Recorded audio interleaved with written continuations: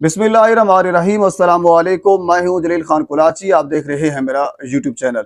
गुजरे वाला ये जो स्क्रीन के ऊपर एक शख्स आपको नजर आ रहा है, ये इस्लामाबाद का अपने आप को सेशन जज बता रहा था, लेकिन गिरफ्तार हो गया है क्योंकि ये जाली था। ये गिरफ्तार कैसे हुआ, कहां से गिरफ्तार हुआ और पुलिस को वो कौन से पॉइंट्स मिले जिनकी बुनियाद के ऊपर उनको शक हुआ कि ये बंदा जाली भी हो सकता है, और बिलाखिर जब तहकीक हुई तो जाली निकला। और उसके बाद अब अगला प्रोसेस इंतहाई अहम है, क्योंकि मैं कुछ चीजें आपके सामने रखूंगा जिससे आपको ये लगेगा कि आने वाले चंद दिनों के अंदर ये बंदा वापस भी आ जाएगा, इनकी जमानत भी हो जाएगी। ये सारी तफसील आपके सामने रखूंगा। अच्छा, ये जालीपन वाला मामला ये कोई नया नहीं है, बेशुमार इस किस्म की केसेस हम रिपोर्ट कर चुके हैं। कभी कोई जाली जज बनकर आ जाता है, कभी कोई जाली वकील सामने आ जाता है, कभी कोई जाली डॉक्टर सामने आ जाता है, कभी कोई जाली सहाफी सामने आ जाता है, कभी कोई अपने आप को हसास इदारों का कहकर ये शो करवाता है कि मेरा ताल्लुक हसास इदारों से है, जो कि जाली होता है। और बेशुमार इस किस्म के पुलिस, मैंने खुद अपनी आंखों से एक खातून एसओ जो दूसरे थाने के अंदर चली गई थी, जो कि जाली थी। बेशुमार इस किस्म के केसेस हम रिपोर्ट भी कर चुके हैं, और बेशुमार इस किस्म के लोग अभी भी हमारे सोसाइटी के अंदर मौजूद हैं।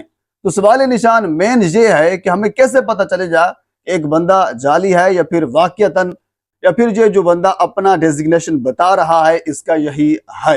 पर ये सवाल निशान अपनी जगह पे मौजूद है। पहले मैं आपके सामने सारी तफसील रखता हूं और उसके बाद फिर हम आगे चलते हैं।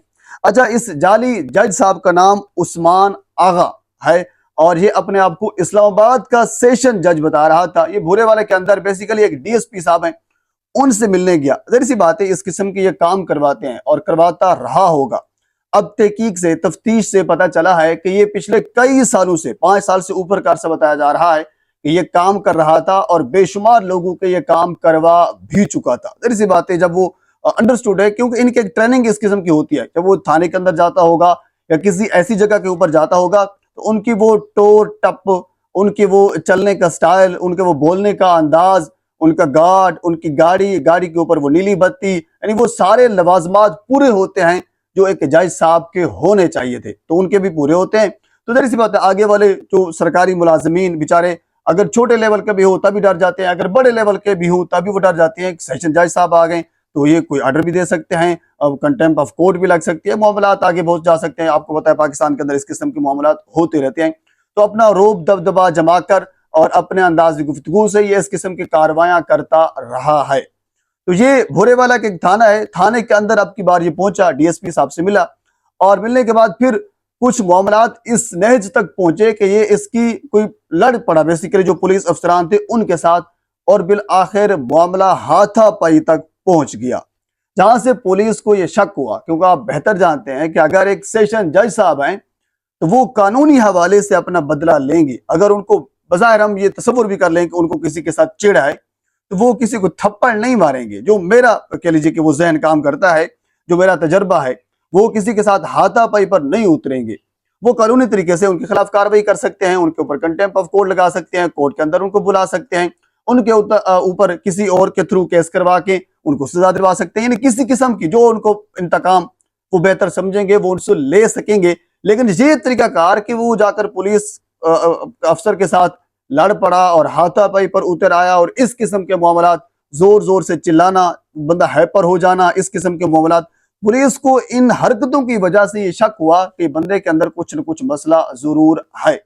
पुलिस ने अपने तरीके से उस बंदे की वेरिफिकेशन चाहिए, उसका आईडी कार्ड और बाकी चीजें। तो जब ये वेरिफिकेशन उसकी मुकम्मल हुई तो पता चला कि उस्मान आगा इस मौसूफ का नाम है और सरगोदा से इसका ताल्लुक है, और सरगोदा के अंदर भी इसके ऊपर एक पर्चा भी दर्ज हो चुका है। तो पर्चे के अंदर ये नामजद भी है, नामजद मुलजिम भी है। आप अंदाजा करें, एक तो कह लीजिए कि कोई नामजद मुलजिम ना होना, साफ सुथरा बंदा होना कि वो इस किस्म की कार्रवाई कर रहा था। एक बंदा खुद मुलजिम है, एक पर्चे के अंदर नामजद मुलजिम है, और वो अपने आप को एक सेशन जज के तौर पर काम करवा रहा है, लोगों के, न सिर्फ अपने बल्कि लोगों के काम करवा रहा है। आप पाकिस्तान के अंदर मामलात देखिए किस किस्म तक लोग पहुंच चुके हैं, लोगों की सोच किस किस्म की पहुंच चुकी है। तो बहरहाल उसके बाद जब वेरिफिकेशन मुकम्मल हो गई, पर्चा निकल आया, तो मौसूफ को हथकड़ी लगा दी गई, और हथकड़ी लगाने के बाद उनको गिरफ्तार उनके जो गनमैन थे उनको भी गिरफ्तार किया गया। उनके पास जो गाड़ी थी उनको कब्जे में लिया गया, उनके पास एक असला था, असला भी कब्जे में ले लिया गया, और बाकी जो जो चीजें कब्जे में लेने वाली थी उनको ले ली गई। और उसके बाद फिर उनको जो भोरेवाला का मॉडल टाउन थाना है वहां पे उनको रखा गया।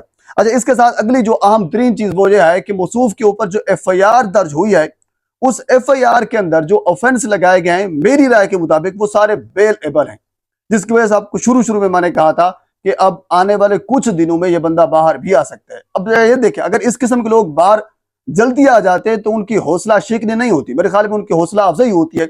वो कहते हैं यार 5-6 साल या 5-10 साल मुझे की है, पैसा बनाया है, सब कुछ किया है, टोर टाप सब कुछ कमाल किया है, अगर 2-4 दिन जेल में गुजार लिए हैं तो क्या फर्क पड़ जाता है। ये इस किस्म की लोगों की अगर इस किस्म की कार्रवाई या इस किस्म के ऑफेंस उनके ऊपर डाले जाएं तो उसकी हौसला शिकनी नहीं, उनके हौसला अफजाई होती है मेरे ख्याल में। मजीद वो दीदा दिलेरी से जब बाहर आते हैं तो वो काम करते हैं।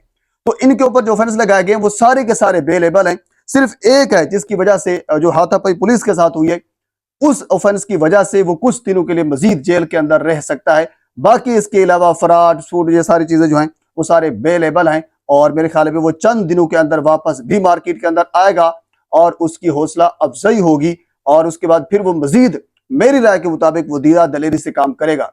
मेरी राय ये थी, मेरा तजिया ये था, मेरा मानना यह है कि इस बंदे को कम से कम कह लीजिए कि जो आखिरी हद तक जो सजा है वो देनी चाहिए, ताकि इस जो सजा है उस सजा को सुनकर जो बाकी सोसाइटी के अंदर जो सादा लोगों को लूट रहे हैं उनको कम से कम कान तक उनकी बात पहुंचे कि ये मामला जो है वो गड़बड़ है। अगर हम इदारों के हत्थे चढ़ गए तो मामला फिर संगीनी की तरफ जा सकता है। फ्रॉड और छोटे मोटे इल्जामात हमके ऊपर नहीं लगेंगे, इल्जामात बड़े लगेंगे और उसकी सजा भी बड़ी होनी चाहिए थी।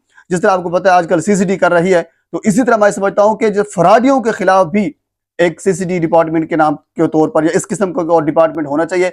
जिस तरह CCD मंशियात फरोशों के खिलाफ, जो बड़े बड़े जराइम पेशा अफराद हैं उनके खिलाफ, जो काफी पुराने जराइम पेशा अफराद हैं उनके खिलाफ कार्रवाइयां कर रही है, तो इसी तरह इन लोगों के खिलाफ जो फ्रॉडिया हैं, जिस तरह मोबाइल फोन के ऊपर फ्रॉड करते हैं, जेज कैश के नाम के ऊपर करते हैं, जीतो पाकिस्तान के नाम के ऊपर करते हैं, बाकी मुख्तलिफ एप्स के नाम के ऊपर करते हैं, लोगों को वरगलाते हैं, सादा लोगों को, इन जैसे लोगों के खिलाफ भी एक CCD डिपार्टमेंट के तौर पर या CCD डिपार्टमेंट जैसा एक डिपार्टमेंट बनना चाहिए जो इनके खिलाफ कार्रवाइयां करे, ताकि इस किस्म के जो फराडियां हैं उनका भी मुल्क के अंदर सफाया हो सके।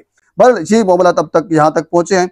अब हम देखते हैं कि आगे इसमें क्या मजीद पेशरफ्त होती है। मजीद जो भी डेवलपमेंट मेरे तक पहुंचती है बर वक्त आप तक पहुंचाने की कोशिश करूंगा। एक मरतबा आपसे गुजारिश है मेरे चैनल को सब्सक्राइब कर दें ताकि आने वाले हर इंफॉर्मेटिव वीडियो आप तक पहुंच सके। अल्लाह हाफिज। बल ये मामला तब तक यहाँ तक पहुंचे हैं। अब हम देखते हैं कि आगे इसमें क्या मजीद पेशरफ्त होती है। मजीद जो भी डेवलपमेंट मेरे तक पहुंचती है बर वक्त आप तक पहुंचाने की कोशिश करूंगा। एक मरतबा आपसे गुजारिश है मेरे चैनल को सब्सक्राइब कर दें ताकि आने वाले हर इंफॉर्मेटिव वीडियो आप तक पहुंच सके। अल्लाह हाफिज।